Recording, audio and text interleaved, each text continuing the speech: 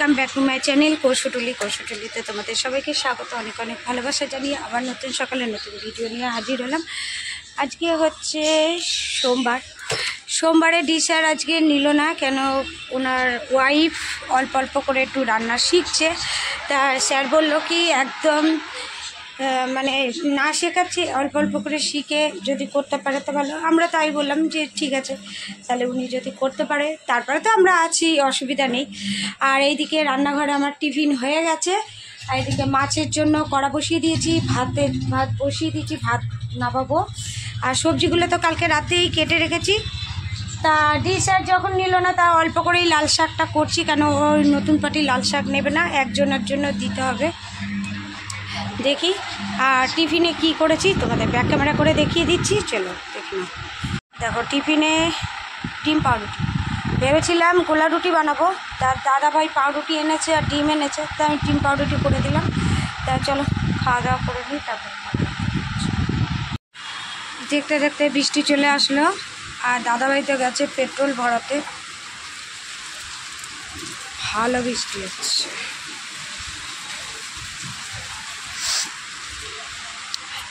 এইদিকে ছেলে পড়াশোনা করে আঁকতে বসেছে, তো কাজটা করে নিই। আর আমি এইদিকে খাবারগুলো বেড়ে নিই, কেন ছেলে দিয়ে আসতে যাবে, বৃষ্টিটা কমলেই দিয়ে আসতে যাবে। তারপর চাটনি হয়ে গেছে, লাল শাক হয়ে গেছে, মাছের ঝোল, আর এখানে হচ্ছে ঝিঙে, কুমড়ো, আলু, সজনা ডাঁটা, পটল দিয়ে একটা নিরামিষ তরকারি। এই হচ্ছে আজকে রান্না। আর এখানে সব নিয়ে নিয়েছি, সব বাড়বো। চলো আবার পরে দেখা হচ্ছে। ঘড়ির কাঁটায় বাজে 2:05 বাকি, আমরা খেতে বসে গেলাম। দেখো আজকে দাদাভাই বলেছে আজকে তুমি ভিডিও করো, আমরা দুজনে খাবো। তো ঠিক আছে চলো সই। হাম করে খাই। আর সাথে রয়েছে সেই মৎস্যমুখীতে গেছিলাম সীমাতে বাড়ি, দই না ডাঁটা সবকটা একসাথে মুখে ঢুকিয়ে নিয়েছো, কি অবস্থা। হ্যাঁ, লাল শাকের মধ্যে ঝোল চচ্চড়ি সব একসাথে মেখেছে, আর যাকতে টেস্ট তো বুঝতে পারবে না। বাবু লাল শাকটা নেই, দেখো আর পাতে তুলে দিয়েছে লাল শাক। আমার মুখে প্রতিটি রন্ধে না কি বলছিলে, আমার প্রতিটি রন্ধে টেস্ট বুঝিয়ে আমাকে বুঝো বলো তো কতটা নুন, কতটা ঝাল, কতটা মিষ্টি দিয়েছি আমি, কিছুই বলতে পারবো না। হ্যাঁ আন্দাজে বলবো। চলো পক হবে খেয়ে নিই। আমি এখন রেডি হয়ে যাচ্ছি দাদাভাইকে নিয়ে ডাক্তার দেখাতে। ওর হাতে ব্যথাটা কমছে না, আর এইদিকে ঝিরিঝিরি বৃষ্টি পড়ে যাচ্ছে। রেনকোট আর নিলাম না, একটু ছাতা নিয়ে নেব। এই দেখো আটকে গেছে ছাতাটা।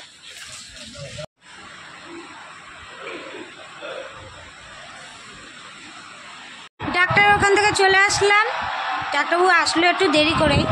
তা আমাদের 3 নম্বরের নাম ছিল। দাদাভাইকে একটা এই হাতের এক্সরে দিয়েছে, আর 3 রকম ওষুধ দিয়েছে।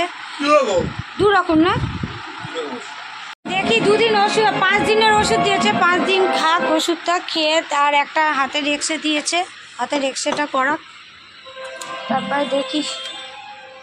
আর দেখি ঝিরিঝিরি বৃষ্টি হয়ে যাচ্ছে, ছেলে আবার যাবে পড়তে, তা একটু চা বানিয়ে দিই, চা খেয়েও চলে যা। 5 মিনিট বাকি, চা নিয়ে চলে আসলাম। আর ছেলে তো বললামই ড্রেস কমপ্লিট, পুজো দাও কমপ্লিট, এখন চলে যাবে পড়তে। নিয়ে নেন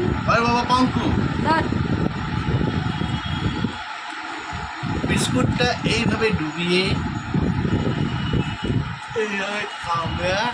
তুমি কি বিস্কুটের অ্যাড দিচ্ছ না চায়ের অ্যাড দিচ্ছ, কোনটা? মেয়ের বিস্কুট এক দিচ্ছি, কেন এখন লোকে এই বিস্কুট খায় না অনেকে। আমার ছেলে ভালোবাসে ব্রিটানিয়া গুড ডে।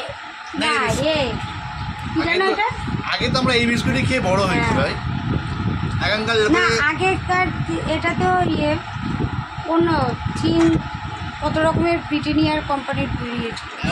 ছেলে তো পড়তে গেল, আমি এখন চলে আসলাম টিফিন বানাতে। তো এই চাউমিন বানাচ্ছি, চাউমিনটা দিয়ে দিলাম।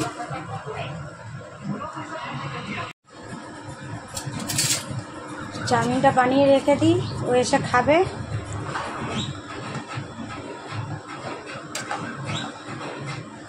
আর ঝিরি ঝিরি বৃষ্টি পড়েই যাচ্ছে। হোক সেদ্ধটা। দাদাভাইকে পাঠালাম বড় কাকুর ঘরে একটা গ্যাসের ওষুধ আনতে, কম্বল হচ্ছে। দেখো পুরো ওয়েদার ভিজা ভিজা ভিজা। আচ্ছা পেয়েছ? কোন ওষুধ দিল? ঠিক আছে 10 মিনিট বাকি। কে এনেছো? বাবা চাউমিন ছেলের জন্য রেখে দিলাম। আর এই যে তোমার, ঠিক আছে। আর এই যে আমার। চা করবে না? আবার চা করবো? কম চাটা খেতে ইচ্ছা হচ্ছে। আমি খাবো না তাহলে, তার জন্য তোমার জন্য অল্প অল্প করো। তা তো তখনই বলতে পারতাম আমাকে। আরেকজনের অবস্থা দেখো, চাউমিন খাচ্ছে কিভাবে, কিভাবে খাচ্ছে, কিভাবে খাচ্ছ, কিভাবে খাচ্ছ, হাম হাম হাম করে। ডিম পেয়ে গেছে তো, ডিম পেলে আর ওর কিচ্ছু চাই না।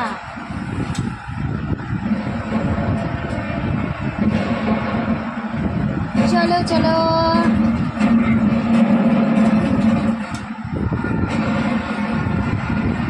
দেখি একটা সাউথ ইন্ডিয়ান বই, তার সাথে চলছে টিভি।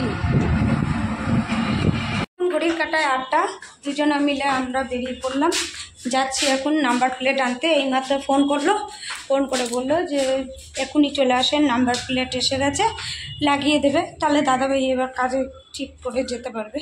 তা চলো যাই, নাম্বার প্লেটটা লাগিয়ে নিই।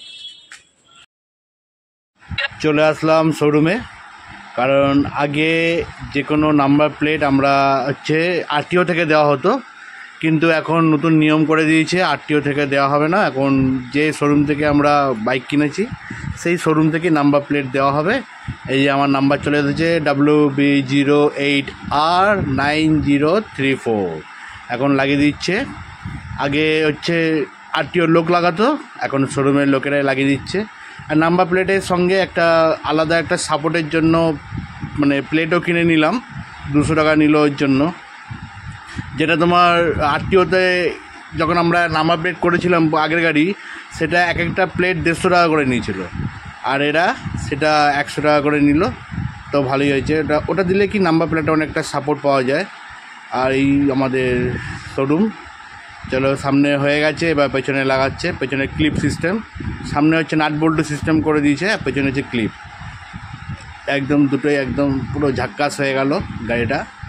এই নাম্বার প্লেটের জন্য অনেক দিন, ওই প্রায় 20 দিনের পর নাম্বার প্লেটটা আসলো। অনেক সময় লেগে গেল নাম্বার প্লেটটা আসতে। এই যে একদম গাড়ি দেখেছো ঝকঝক ঝকঝক করছে নাম্বার প্লেটটা।